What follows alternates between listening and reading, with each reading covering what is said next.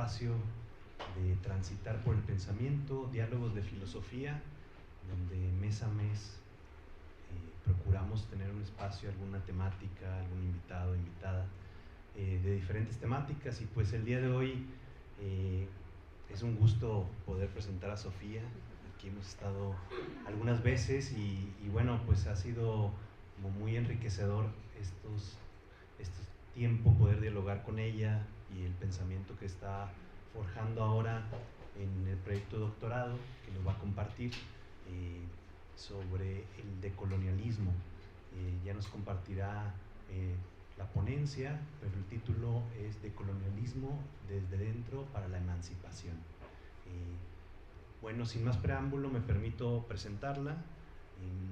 Ella es la maestra Sofía Pérez Fuentes Sacramento, licenciada en Derecho por la Universidad Iberoamericana León, licenciada en Filosofía por el Centro de Estudios Filosóficos Tomás de Aquino, maestra en Constitucional y Amparo por la Universidad Iberoamericana León, maestra en Educación por la Universidad Virtual del Estado de Guanajuato. Actualmente estudia el doctorado en Ciencias Sociales, Complejidad e Interdisciplinariedad en la Ibero León, docente desde el año 2008 en diversas instituciones educativas en materias como Derechos Humanos, Filosofía del Derecho, Ética de la Profesión, entre otras. Ha publicado diversos artículos académicos como Los Derechos Humanos y su Realidad Discursiva, La Ética y los Derechos Humanos, entre otros. Y bueno, yo añadiría además una persona muy agradable, una buena amiga, entonces pues bienvenida, Sofía. Gracias, Mario. También es un gusto compartir el espacio contigo. Este diálogo, un poco incluso la iniciativa de empezar a investigar más sobre decolonialismo surge de nuestras charlas, entonces estoy muy agradecida y contenta de compartir antes de que nos dejes, ¿no? Aprovechar que todavía estás con nosotros. Bueno, el tema es de colonialismo desde adentro para la emancipación. El puro tema nos costó trabajo definirlo, digamos que el contenido no, pero la definición del tema sí.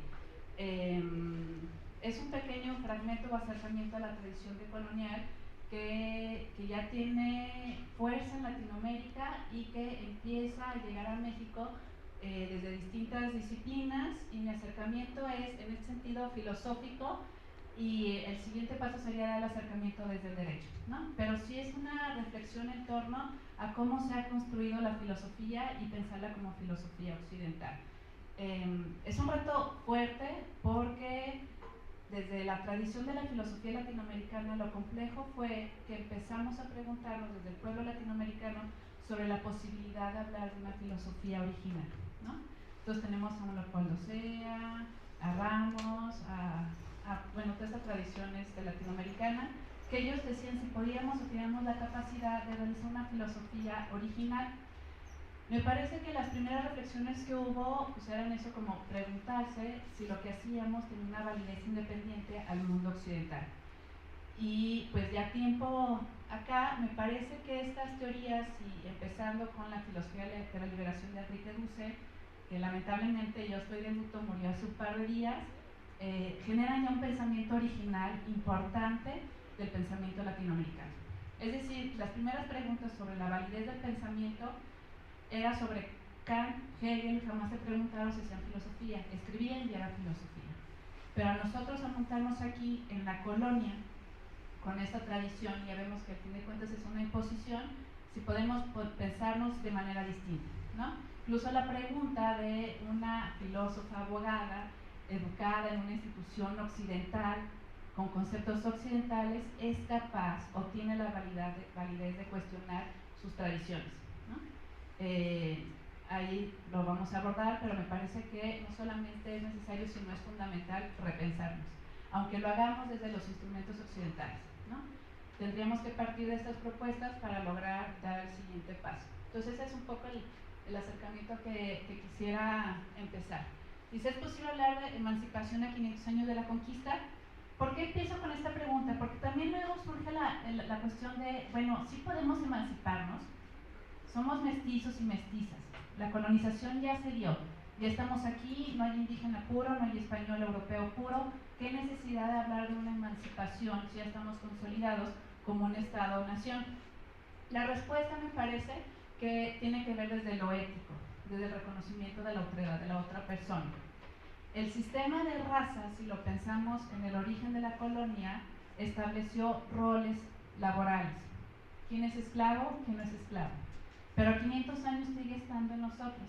Una imagen que se me viene mucho a la cabeza con esto son estos, no sé si tienen el recuerdo de un meme que hablaba, por ejemplo, que tiene como los tonos de los fototipos, y que si es más oscuro entonces parece que es esclavitud, y si es blanco entonces son los que van a Cancún a liberarse del estrés occidental, ¿no? O sea, digamos que esta cuestión del color sigue estando en la actualidad, ¿no?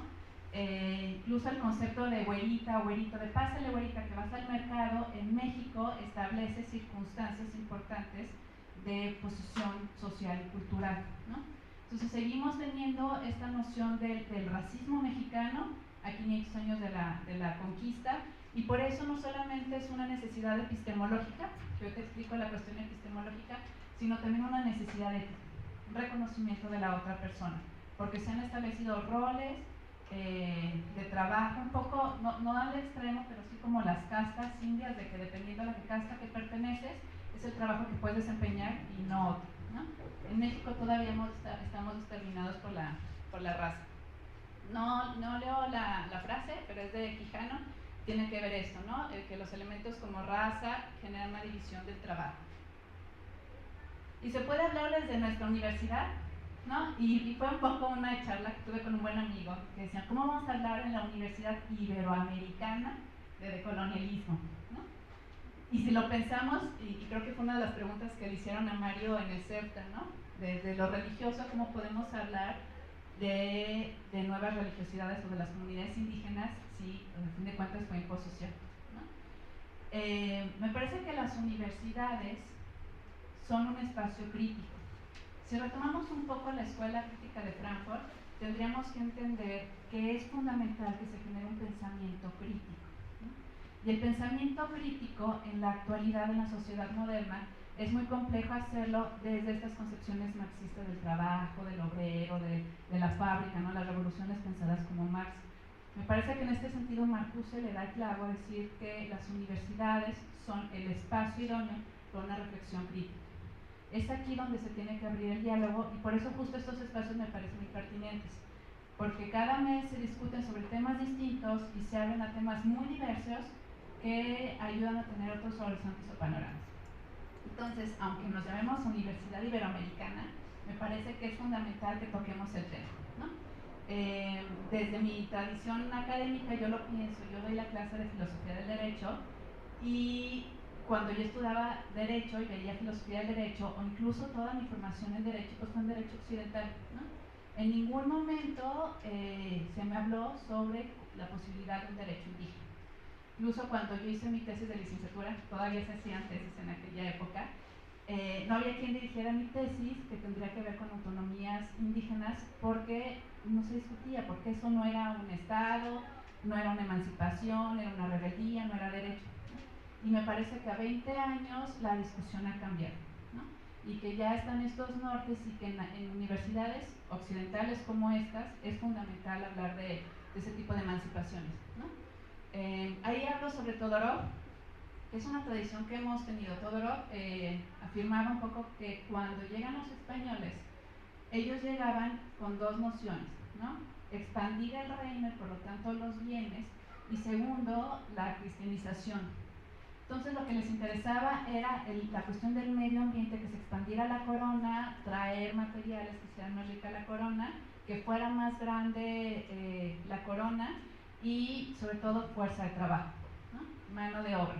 Entonces cuando llegan y empiezan a ver o encontrarse con el indígena y la indígena, no la ven en el sentido de reconocimiento.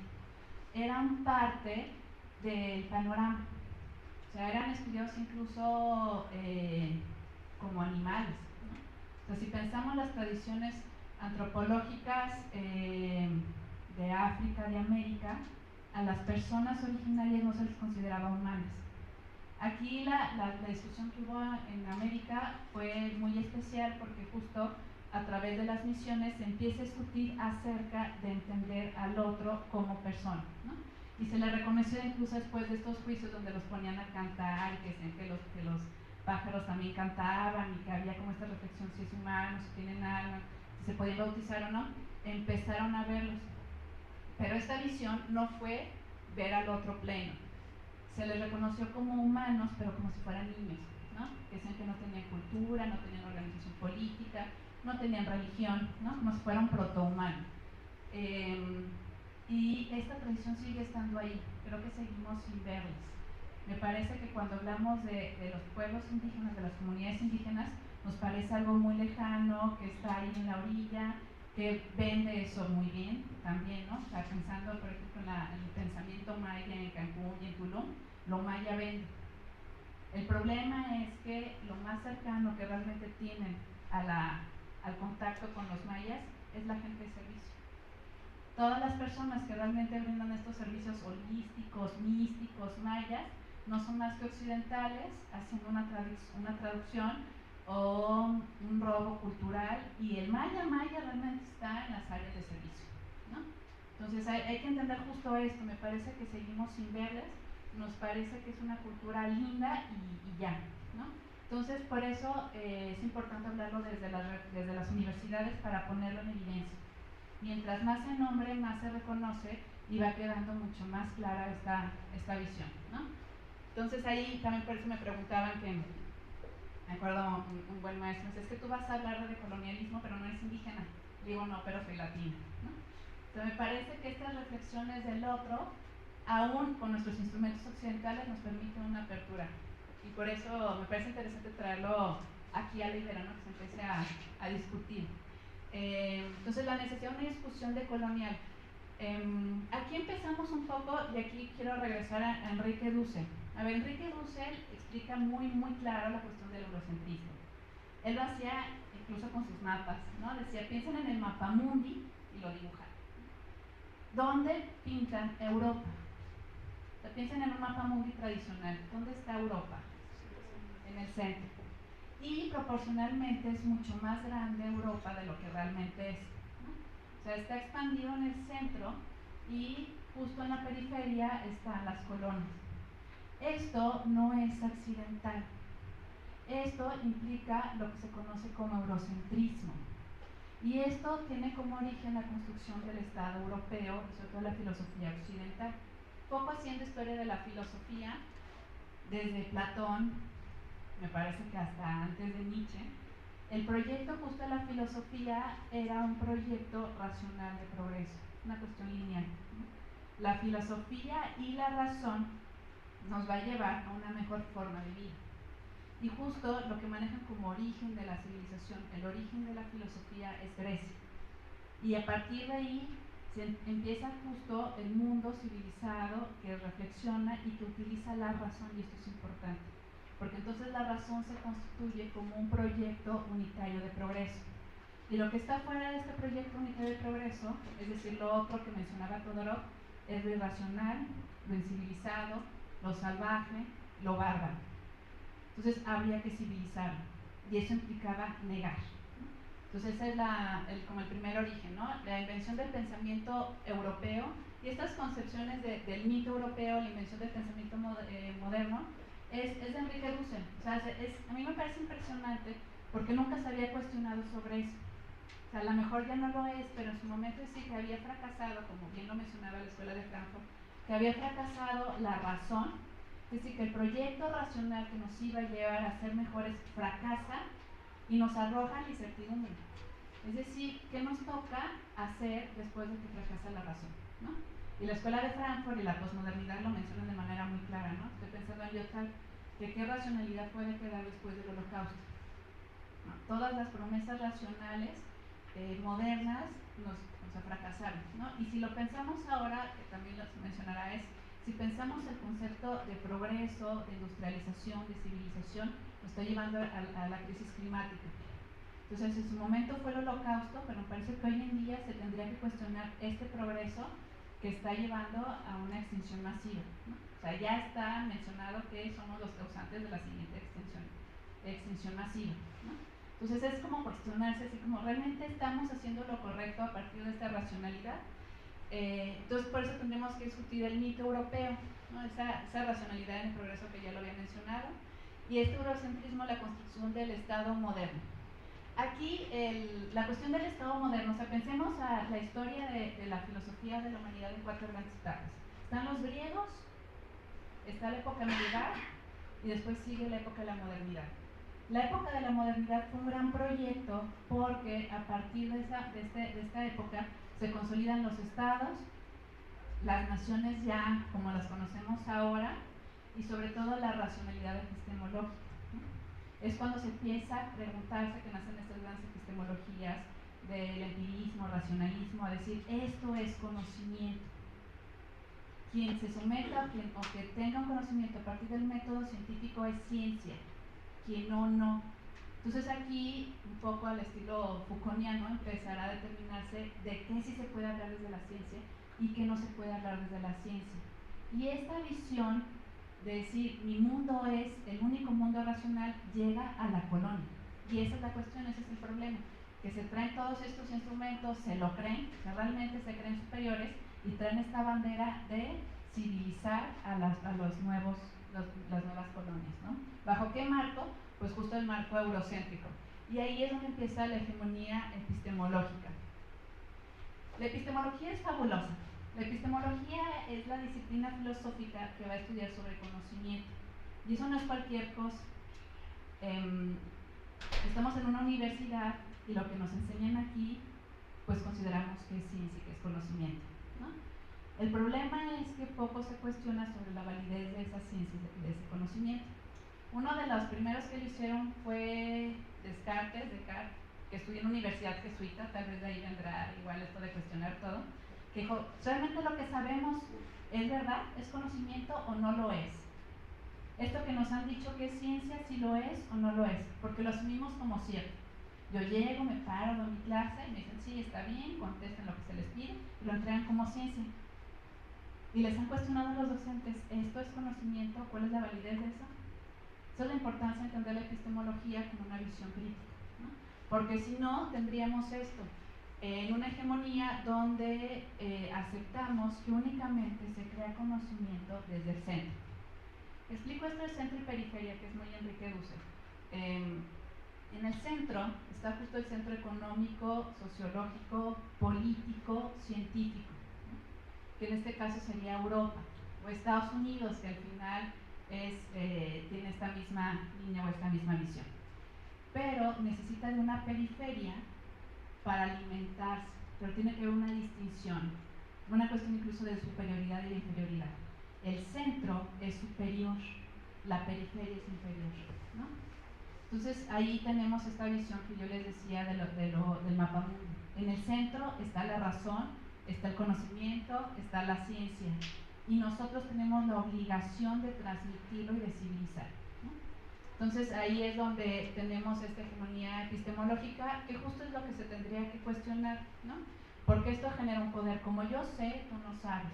Como yo soy occidental, yo tengo la razón y vengo a decirte qué es lo que tienes que hacer, ¿no? Y el colonialismo lo que busca justo es cuestionar esto, ¿no? Entonces de ahí la necesidad de una discusión decolonial. De manera muy, muy general, me parece importante presentar como nombres y autores una revisión como muy amplia. Evidentemente Enrique Dussel estaba en el marco de la filosofía de liberación, pero evidentemente también en este sentido hacia filosofía decolonial. Aquí veo que tienen algunos libros, ¿no? Filosofía del Sur, de Enrique Dussel. Él tenía su teología de la liberación, filosofía de la liberación, ¿no?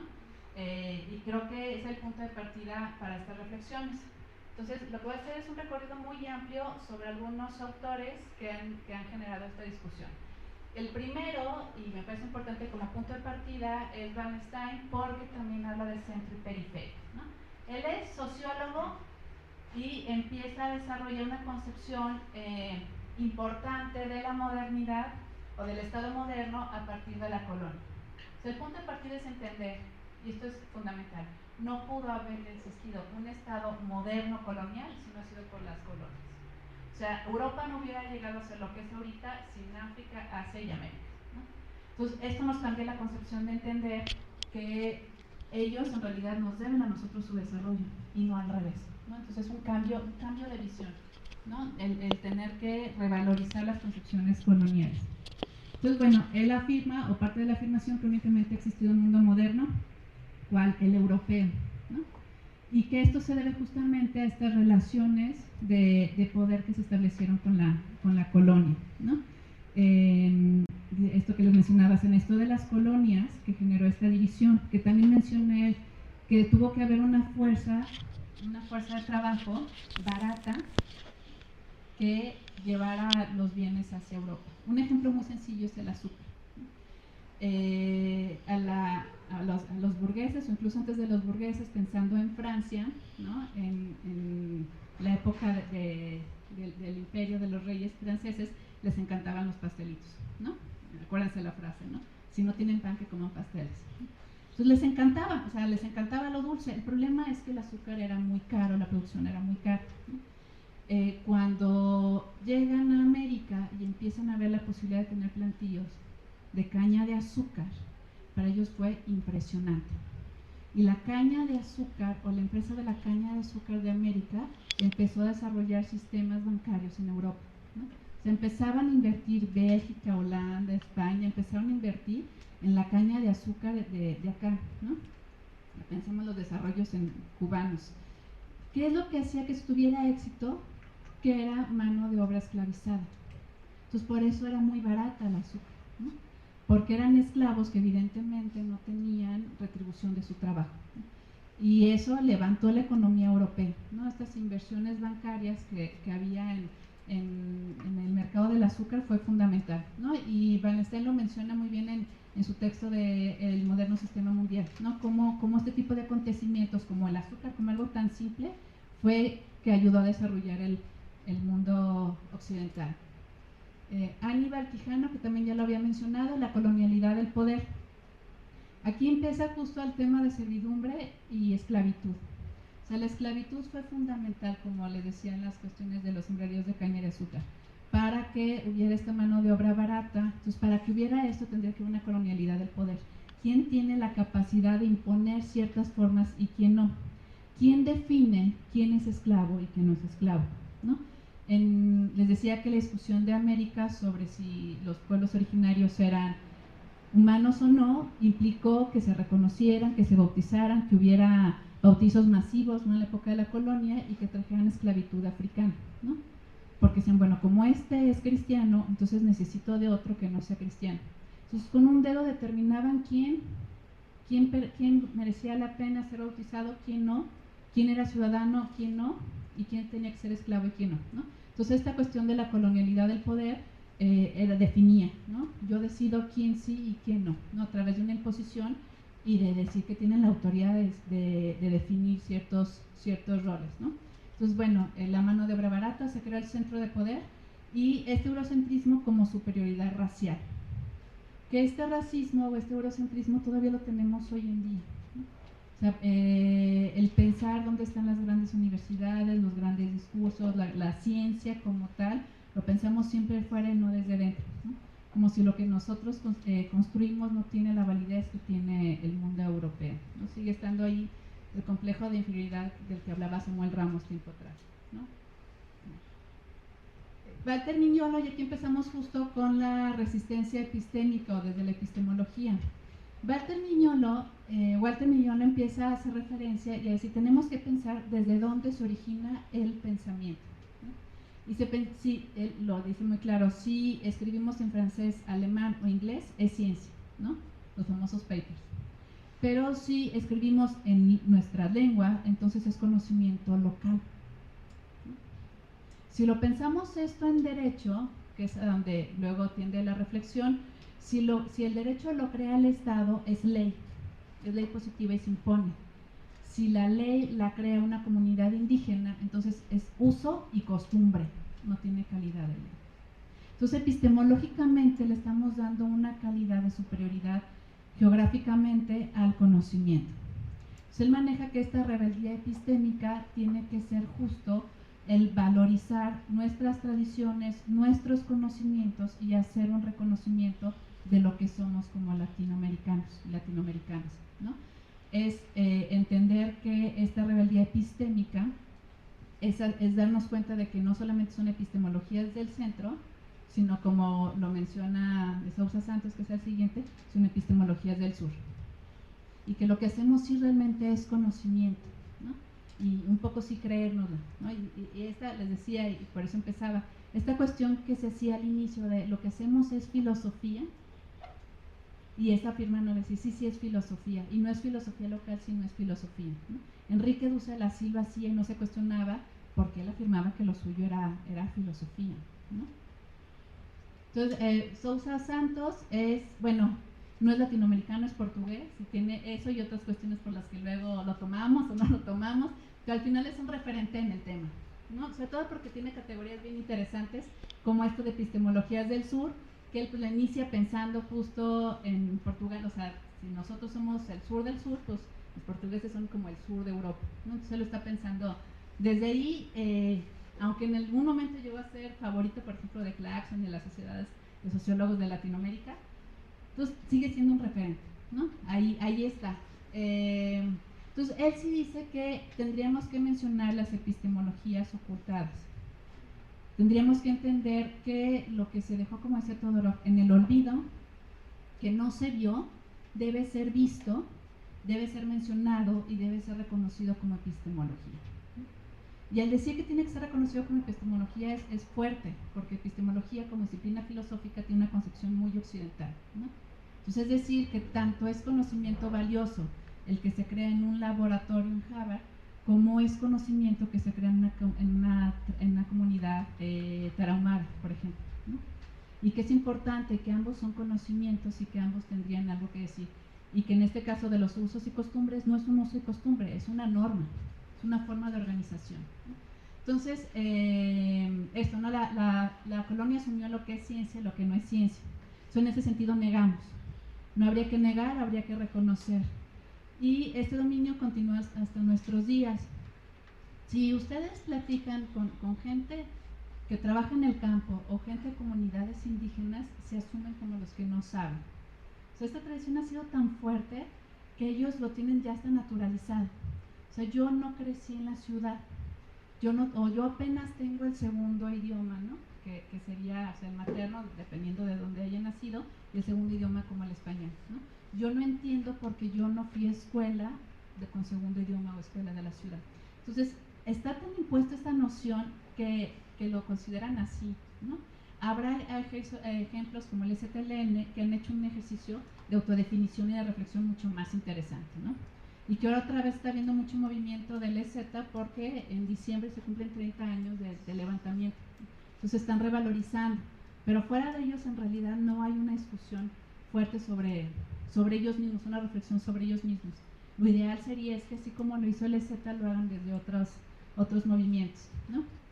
Entonces, Sousa Santos afirmará que hay que mostrar lo que ha estado ausente, darle un espacio, que se les escuche, que hablen, ¿no? Porque esto que ha habido como un reconocimiento, si me dicen, bueno, pero es que ya el artículo 2 constitucional menciona de los pueblos indígenas y los pueblos originarios, pero en realidad ese reconocimiento sigue siendo como un nivel de superioridad. Sí, yo te reconozco, pero reconozco tus usos y costumbres. No reconozco que lo que tú haces es ciencia, es derecho, es conocimiento, es medicina. Yo sé poco de medicina, pero hay estudios bien interesantes de medicina tradicional, ¿no? Los partos, las parteras, las hierbas, o sea, ellos, hay que entender, ellos ya resolvían sus asuntos médicos, jurídicos, sociales, del Estado, sin las instituciones occidentales. O sea, ya estaban ahí, habría que retomar eso, ¿no? de dónde están surgiendo. Otro autor que me parece importante, Achille Mbembe, es africano, y su reflexión la hace justo desde la colonia africana, que fue durísima. Él parte de la idea de Foucault de biopoder. No me voy a meter aquí a hablar de Foucault y de biopoder, pero Foucault afirmaba quién debía vivir, ¿no? Una cuestión como de quién vive mejor o quién no. Mbembe dice, es que en África no fue una biopolítica, fue una necropolítica. Aquí se decide quién debe de morir, ¿no? También Mbembe decía, todas estas prácticas genocidias que hubo en Europa, nosotros fuimos los ensayos. O sea, en África ya había pasado un genocidio, pero no hubo escándalo porque éramos africanos. No es hasta que pasa en territorio eurocéntrico de Europa que hay un escándalo, pero eso ya había pasado en las colonias, ¿no? Entonces, poner el ojo de que estas situaciones ya habían pasado y que hay que mencionarlas, ¿no? O sea, si lo pensamos ahora en las cuestiones de guerras que ha habido, levantamientos, cuando fue con Ucrania fue un escandalazo, ¿no? Porque pobres ucranianos son güeritos, ¿no? Pero ¿qué pasa con los árabes y los israelíes, ¿no? O sea, ahí ya los manejamos distinto, no, es que son árabes y esa es otra raza, ¿no? No están blanquitos como los de Europa, ¿no? Entonces seguimos teniendo esta noción. Aquí Lemende afirma justo que hay espacios, cuando se delimitan las naciones, o sea, pensemos que no, el concepto de nación, estas delimitaciones o fronteras, se forman a partir justo del Estado europeo, ¿no? Son los que se empiezan a dividir. Tú Uganda, yo Nigeria, yo estos, ¿no? Entonces empiezan a delimitar.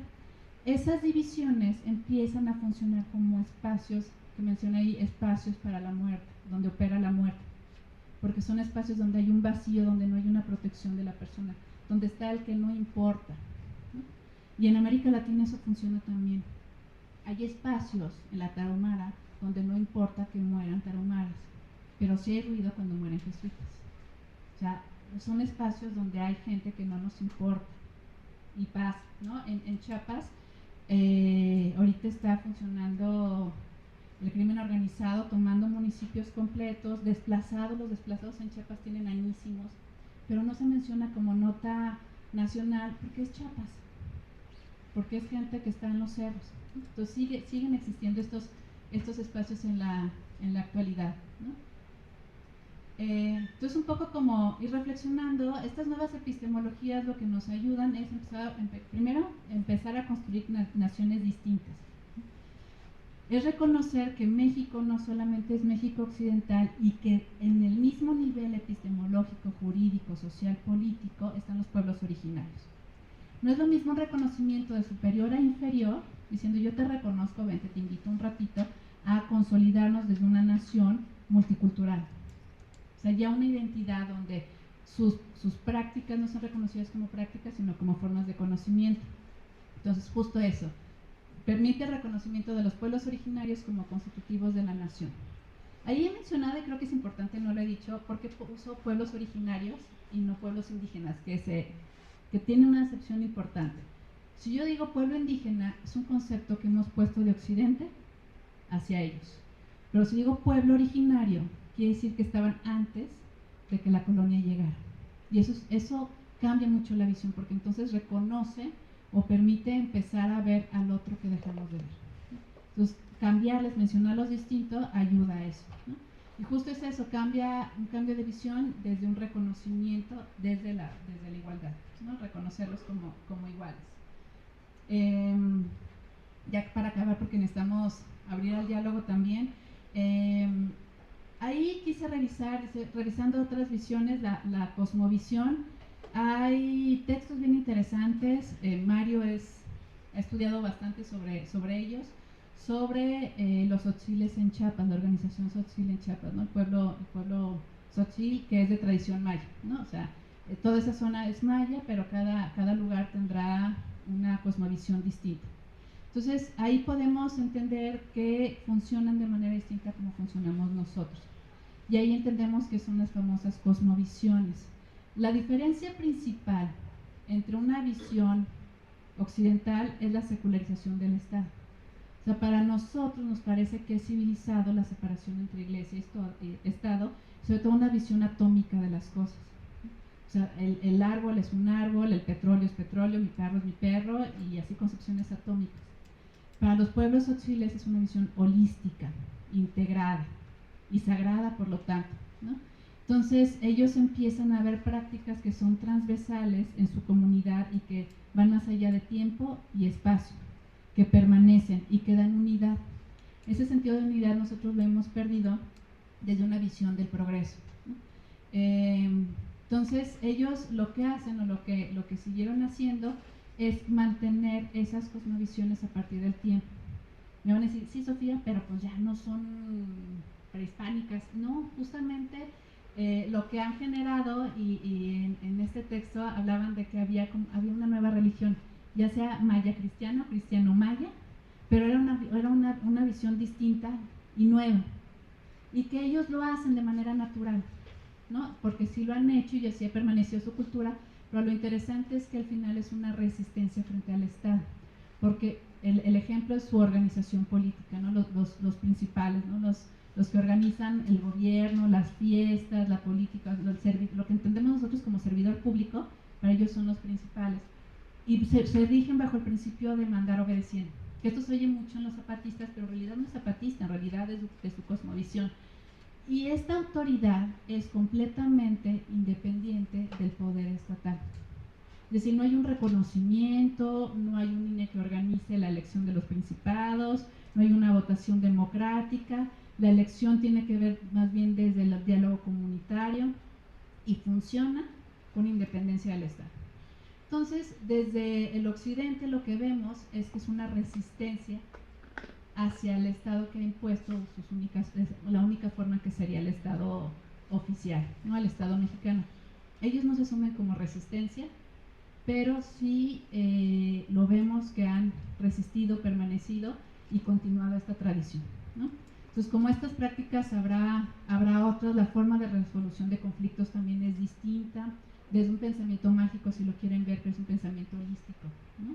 Un poco, también otra tradición, por ejemplo, entra un gallo para ver si alguien es culpable o no, le dan de comer algo al gallo. Si el gallo vive, no es culpable; si el gallo muere, es culpable, ¿no? Y a nosotros nos parece como medio loco, así de, bueno, pero ahí ¿dónde está la justicia? No nuestra justicia, pero sí su visión, ¿no? Y entender que así funcionan, así han funcionado, y tendremos que empezar a reconocerlos como estas prácticas, ¿no? Y con eso quería cerrar un poco, nada más entender que otras cosmovisiones hay. Evidentemente hay mucho más ejemplos, eso es lo complejo. Cada región tendrá un sistema distinto, ¿no? Entonces, desde ahí, por ejemplo, en el derecho se habla de un derecho plural, porque no puede ver el derecho de los pueblos originarios, porque la pregunta es, pues, ¿cuál? ¿No? Por eso es plural, porque es múltiple. Entonces, se invita justo a una reflexión desde lo múltiple y no desde lo unitario, romper con esta noción del unitario racional. Bueno, no se alcanza a ver, pero eso es un poco la bibliografía. Y listo, para abrir el diálogo, que es lo más interesante. Pues muchas gracias, Sofía, por este recorrido muy interesante de temas diversos, y bueno, yo creo que esto nos abre diferentes temas, preguntas, comentarios que quieran hacerle a Sofía, reacciones también a lo que nos ha compartido, pues está abierto. ¿Por qué consideras que, o sea, sí se considera como una resistencia cuando yo lo veo como una alineación, hablando sobre las comunidades en Chiapas? Ajá. Porque, bueno, históricamente hablando desde la arquitectura, tenemos lo que son los templos atriales o las cruces atriales, cuando fue la conquista, que como que fue una técnica para los colonizadores de usar como la mano de obra, aprovechándose de que pues sabían labrar piedra, ¿no? Entonces, para mí los templos y todo eso que hubo durante la colonización fue más bien como una alineación de parte de los pueblos originales, para que no los mataran, porque al final pues era mano de obra, era como que pues te voy a usar y ya no te mato. Y en este caso, o sea, ¿por qué llamaste esto como resistencia? Sí, bueno, desde mi perspectiva yo lo vi más como una alineación, pero no sé. No, y si nos apuramos poquito, los bordados que nos encantan, o sea, si pensamos en los bordados de las blusas, que a mí me encantan, no me traje, pero siempre traigo y ahora no me puse, no son originarios de ellos, sino son para clasificar y distinguir de un pueblo a otro, ¿no? O sea, entonces, pues bueno, ¿por qué hablamos que sería como ellos no consideran como emancipación ni como rebelión, sino que asumen o reinterpretan estas nociones y les dan un significado distinto? Si tú vas a una misa Sotsi, ahí es como muy claro el elemento, ¿no? O sea, porque pues el ritual católico trae las cuestiones como esenciales para que se diga que es una misa. Pero hay una reinterpretación impresionante, lleno de velas, echan refrescos o jugos, hay gallinas a veces, o sea, es una cosa que ha cambiado mucho a lo que originalmente querían que fuera. O sea, esto que se llama, o que se ha visto como idiosincrasia, como la unión de dos culturas, ellos han hecho una reinterpretación. Ellos no lo ven como resistencia, ¿no? Otro ejemplo que no se ve como resistencia, pero es una resistencia, es por ejemplo las madres buscadoras. O sea, ellas no se consideran que son una oposición al Estado, una resistencia al Estado, pero lo que hacen en su andar es resistir al Estado a ir a buscar cuerpos de manera ilegal. Acá lo que hacen es elegir un principado, un representante de manera ilegal. Entonces, digamos más bien que esta categoría de resistencia es una categoría occidental. Nosotros lo vemos como una resistencia al sistema, ellos lo ven como su vida. O sea, incluso no saben que son indígenas, no se consideran indígenas, ¿no? Siempre están en su comunidad y de repente salen y llegan acá y dicen, es que tú eres indígena. ¿Qué es eso? Porque yo soy otomí, ¿no? Entonces, al final son estas categorías que a nosotros nos ayudan tanto a entender lo que pasa en sus comunidades o lo que pasa, ¿no? Como categoría de análisis teórico, tal cual. Porque ellos no lo hacen como resistencia. Quien sí lo hace como resistencia son los zapatistas, porque tienen ya una capacidad de organización mayor, ¿no? O habrá otros que tienen cooperativas, que se manejan mucho con cooperativas, que también lo hacen, ya saben que es como una resistencia, ¿no? Pero en general no lo ven así, simplemente son, pero se puede leer que es una resistencia o una visión unitaria. Es decir, aunque haya un INE, haya un derecho, yo voy a seguir funcionando desde lo que yo creo que es conveniente, desde mis prácticas. ¿Sí? Y nada más para agregar, a mí algo que se me hizo como muy curioso, es que cuando estás hablando del modernismo, también me remonta mucho como a la historia de la arquitectura, y cómo la vivienda la trajeron de Europa, hacerla como un término de la máquina para habitar. Y en México lo que pasa es que terminaron de dejar de usar como técnicas vernáculas, o sea que son como tierra, paja, y empezaron a usar como el concreto y el acero, que no son de la zona. Y justo algo que se me hizo curioso es que cuando empezamos a usar los métodos modernos, también quitamos las tradiciones y las costumbres de muchas casas. En Oaxaca, por ejemplo, todas las casas siguen una tradición y una costumbre. Las cocinas están diseñadas para los alimentos que se van a hacer en los rituales, y todavía sigue permaneciendo allá. Pero, por ejemplo, aquí en Guanajuato se perdió y se volvió como muy colonial, y pues estamos tomando el término de hacienda, y así. No, era un comentario. Sí, no, y es interesante. Hace muchos años tenía una buena amiga que hizo su inserción en Mérida, y justo hubo, o sea, las casas en las comunidades de Mérida tenían piso de tierra y así era. Entonces el mundo civilizado les puso concreto, ¿no? Porque vamos a meterlos en la civilización. Lo que hizo fue que se enfermaran los peces por el frío, porque no estaban acostumbrados. Entonces justo esto es lo que pasa, que nosotros creemos que vamos a llevar la civilización lo mejor, cuando en realidad estamos imponiendo esta hegemonía cultural de poder y epistemológica, formas de ser sin estar al lado de ellos, sin participar con ellos, ¿no? Y sí, la arquitectura es un ejemplo clarísimo.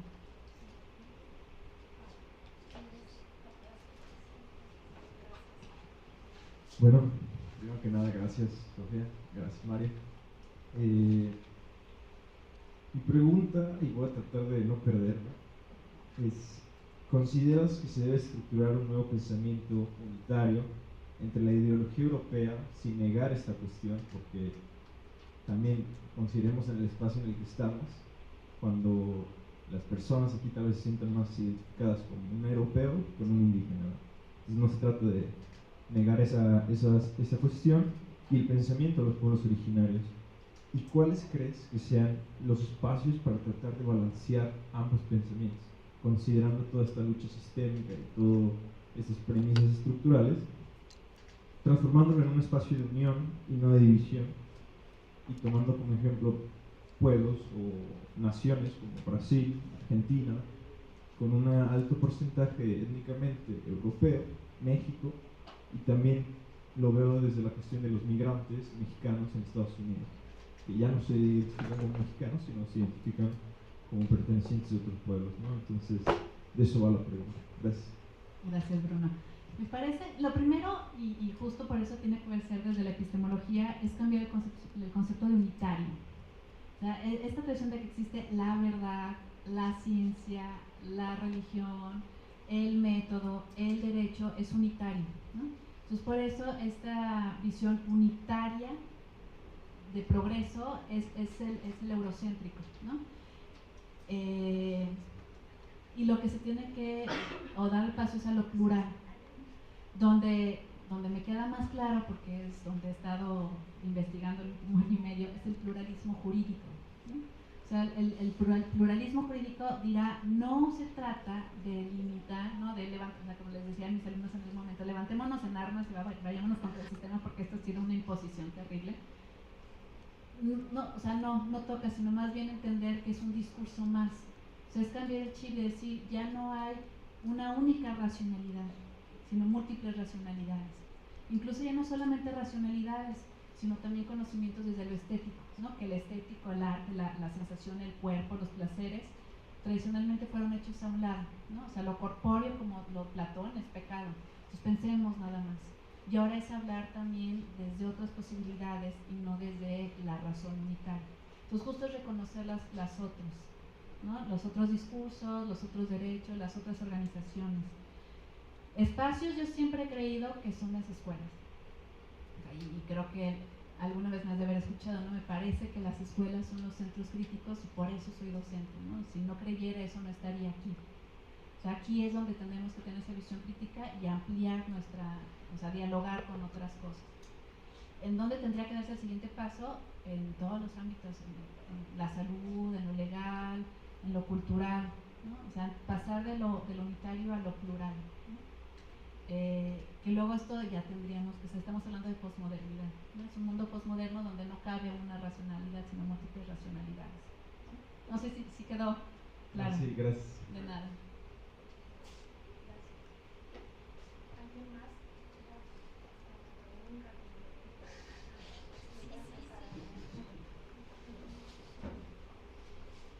Ni modo. Claro, viene.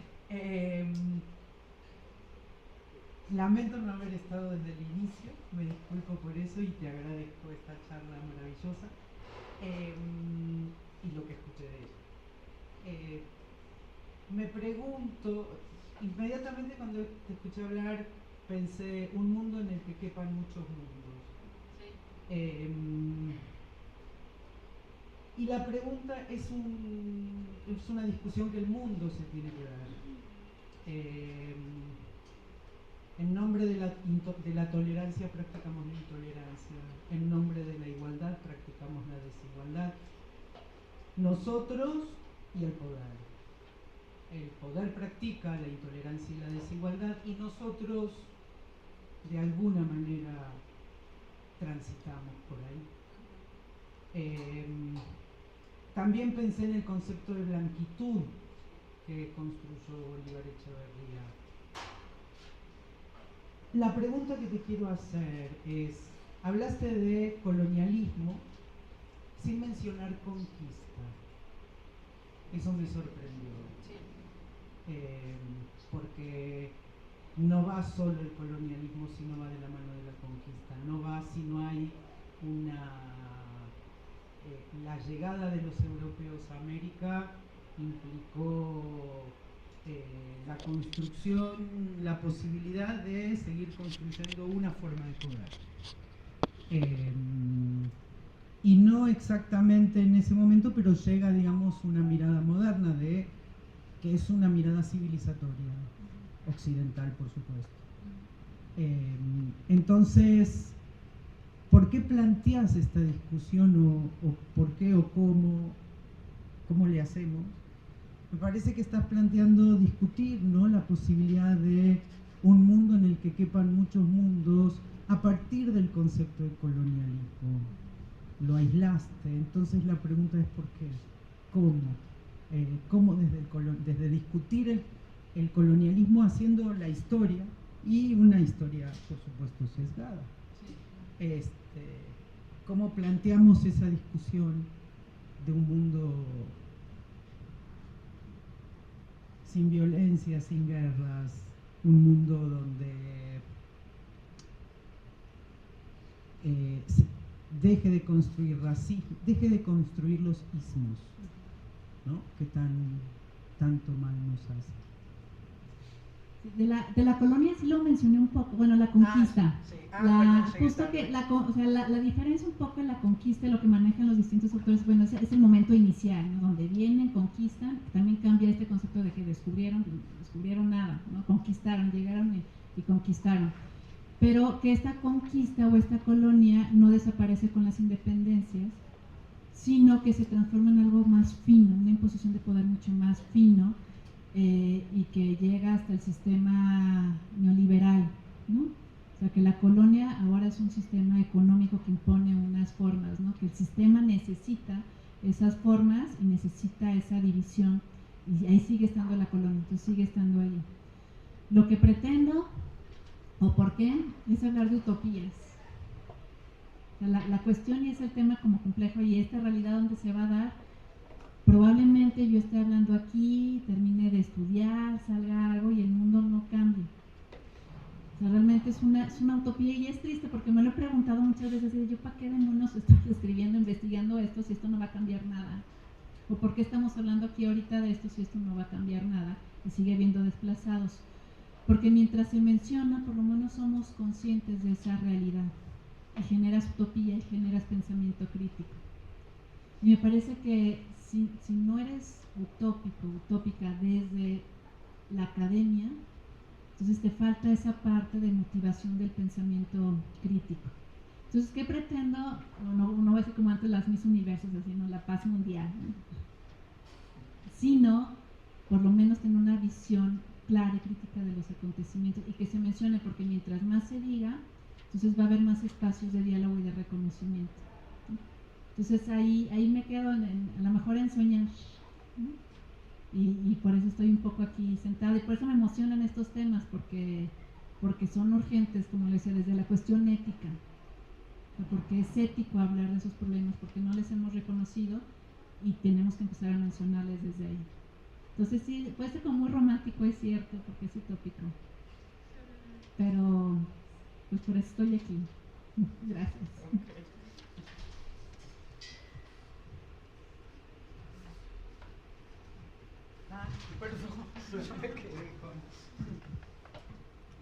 Lo mío es más bien un comentario con el tema de salud. En México, de hecho, sí se le reconoce como igual, digamos, en el personal de salud, y ha sido como una de las luchas que sí dio resultado. Curiosamente también hay hospitales comunitarios que tienen la parte tradicional y la parte, digamos, alopática, ¿no? Pero es interesante porque realmente trabajan de igual a igual, y de hecho pues, la estructura es muy similar. Y en el de Mbembe me acordaba mucho de lo que hay atrás de las farmacéuticas, cómo se llevaban los cargamentos de esclavos para empezar a practicar lo que era la medicina del dolor, y pues bueno, la brutalidad que hay atrás, ¿no? En esta parte. Entonces sí hay que ser utópicos, y sí hay que seguir diciéndolo, porque si no eso se olvida, ¿no? Y es muy fácil volver a caer en la barbarie. Yo pensaba hace pocos años, cuando empezaba el COVID, ¿en dónde hay que practicar las vacunas? En África otra vez, ¿no? Entonces era así como, no es posible que eso pase. Sí, que siga pasando, ¿no? O sea, que parecería como muy salvaje y irracional, pero, o sea, se hace. Entonces por eso hay que mencionarlo, porque si no se menciona no se vuelve realidad, ¿no? Un poco desde la filosofía del lenguaje. Si no lo decimos no se hace visible, entonces hay que hacerlo visible. Sí, yo recuerdo también esta cuestión de la cultura de las parteras, que es un reconocimiento del sector salud, y que son las que hacen que se tengan los bebés en la montaña, ¿no? Y que son expertas, pues, y con lo que tienen salen adelante. Es impresionante también las parteras. Gracias.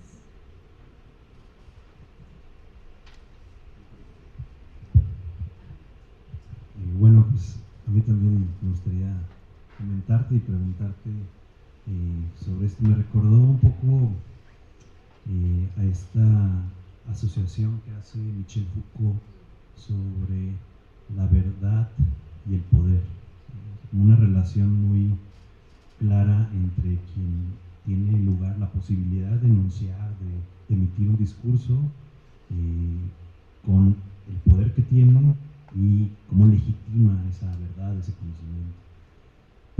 introdujo en una escuela que surgió en la India de historiadores, de la escuela subalterna, Rajiv Guha, Homi Bhabha y otros historiadores indios que han estado trabajando mucho el tema de construir la categoría del subalterno, es decir, quien quedó fuera de la historia, quien quedó fuera de la narración. Fue narrado, pero nunca participó en la narración. Yo pensaba un poco, conectando con lo que preguntaba Adriana, ¿cuáles serían las estrategias desde nuestro contexto, mirando hacia el futuro, como para que los subalternos, las subalternas puedan hablar? Hay un ensayo de Latravi, una de ellas, que habla, ¿pueden hablar realmente los subalternos? ¿Pueden tener una voz, por ejemplo, los obreros y las obreras de aquí del G100 respecto a la política pública? ¿Pueden hablar las trabajadoras domésticas de las leyes que hay? ¿Pueden hablar estas comunidades indígenas en Chiapas sobre lo que se está legislando en el Congreso, en la Ciudad de México? ¿Dónde está la voz de las personas que quedan fuera? ¿Y cuáles serían como estrategias para que su voz aparezca en el imaginario, en los medios de comunicación, en nuestro conocimiento cotidiano? Digamos, ¿qué podríamos hacer? Que justo eso es lo complejo, ¿no? Hace un momentito platicaba que hace tiempo había un diálogo entre Adela Cortina y Enrique Dussel, ¿no? Justo Adela Cortina con la acción comunicativa, que todo el mundo puede llegar y hablar racionalmente. Y la crítica que dicen, pues es que no todos somos Alemania, ¿no? O sea, no todos tenemos una civilización avanzada en el sentido europeo, occidental, alemán, para sentarnos a dialogar si tenemos las panzas vacías, ¿no? Si estamos en resistencia. Que ahorita no es diálogo, es justo resistencia. Entonces, pues camino fácil no creo que haya, sino son justos espacios emergentes, ¿no? O sea, espacios emergentes, movimientos sociales que van a empezar a cambiar cierta cuestión, pero de manera muy lenta, ¿no? O sea, el único cambio rápido dentro de los movimientos sociales, pues tienen que ser los movimientos violentos, ¿no? La teoría de las crisis de la sociología es a través de una crisis surge un movimiento rápido, pero si no, la evolución social es mucho más lenta. Entonces los movimientos emergentes son los que van ayudando y son ejercicios locales o focales, ¿no? No globales, sería genial que fueran global, pero son movimientos locales que podrán encenderse y apagarse, pero empiezan a prender focos en algunos espacios que abren al diálogo. Y en algunos espacios sí hay inclusión o sí hay que se les invite. Estoy pensando aquí en Ibero es mucho con las buscadoras, ¿no? Ellas sí vienen aquí, entonces me parece que el Ibero en ese sentido es un espacio abierto para que las buscadoras tengan un foro, que en otro lado no lo tendrían. Y así hay como distintos movimientos, distintos espacios, pero aparte de la emergencia es complejo porque al sistema no le interesa, no le gusta que se genere caos. Ahorita me acordé de Luna. Que no se genere caos, que el sistema permanezca. Entonces esos movimientos emergentes, mientras pasen más al olvido, mejor para el sistema porque no generan ruido.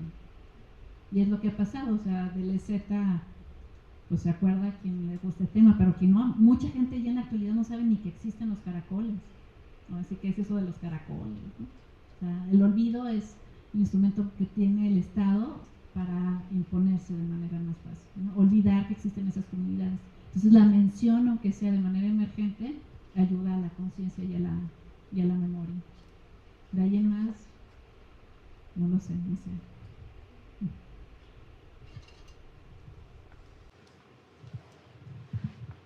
Pues muchas gracias, Sofía, por este diálogo, estas conversaciones que van procurando pues, emerger como, digamos, pequeñas fisuras en el pensamiento, en nuestro pensamiento, en nuestra conversación, y poner justo como el tema en lugares sensibles, ¿no? Lugares sensibles que a veces no son del todo fácil poder articular una conversación, ponerlos en el escenario público.